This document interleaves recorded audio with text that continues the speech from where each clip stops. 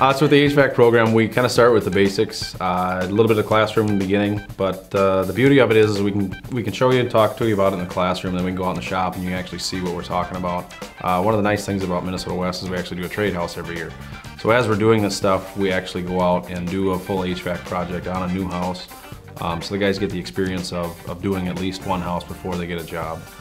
The programs that we offer, we've got a certificate program, which is a 1 year. We've got a diploma, which is a 1.5 years, and then we offer the AAS.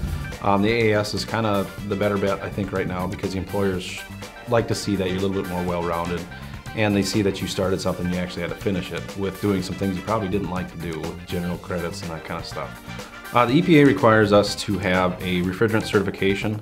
One of the things that as the students come in here we try to get taken care of first semester is the EPA certificate.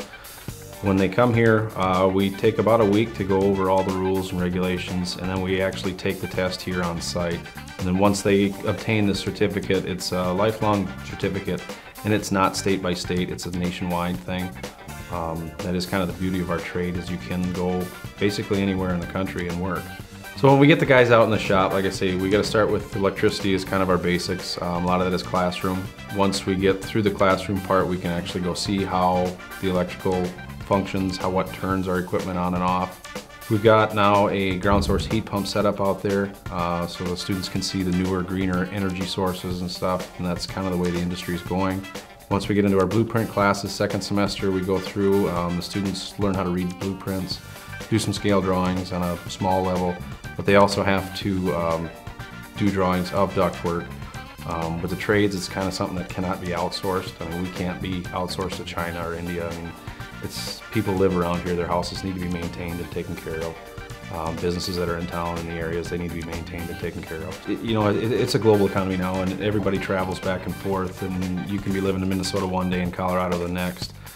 With the basics of HVAC, the opportunities are limitless. You know, every small town has the local plumber, local heating guy. You get into the larger towns and you start getting into more specialized places that maybe just do more of the refrigeration or do more of the large heating jobs. And each person with their own little abilities can get specialized into these areas.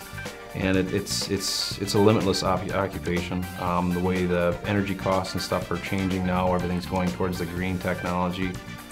And that's where our ground source heat pumps and solar energy and that kind of stuff are coming into play now. I was laid off from Suzlon. I worked there for about 8 years.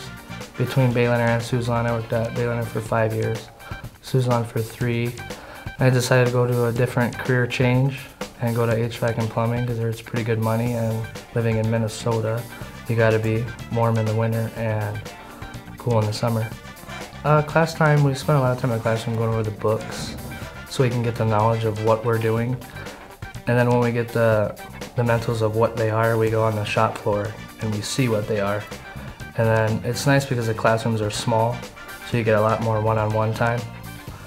And then we work on the trade house. They build a house every year and then they sell it to get the money to buy a new house to do it all over again. And then it's nice because you're actually in a house, not just in a shop floor. You get to see where things go, why they go there, and you have a windows. You have to put like a vent in, you know exactly where it goes. It's better for your future to actually do it instead of just do it in a shop all the time. The reason I chose Minnesota West, I used to be in the Army, got out of the Army, decided to make a career change from the Army to transition to civilian life. Decided to go for HVAC because it's close to home and do what's best for my family. Yeah, I chose HVAC, and I took plumbing last year. I chose HVAC to follow with HVAC just so I could get more job opportunities and have a better shot at getting a better job, pay more, you know, just better opportunities.